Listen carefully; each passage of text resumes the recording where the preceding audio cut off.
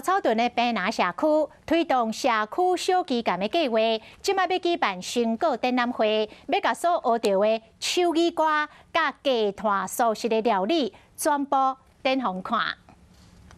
由草屯平南社区带头，各社区理事长先展现手艺成果，嘛来感谢大家用心执行这个计划。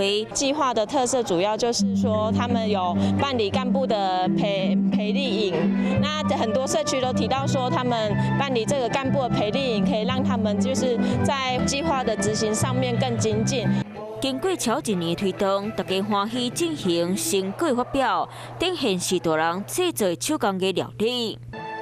每一个社区啊，几乎每一项活动都非常投入哈，所以公所呢一直呢拢是倾全力哈，伫资源上啊绝对拢全力配合哈。 在咧共同学习过程，串联各社区的感情和经验交流，让大家的人感受到因团结的力量。 我是吴依璇，想要跟我一起看新闻吗？现在就打开华视的 YouTube 频道，按下订阅，还要开启小铃铛哦。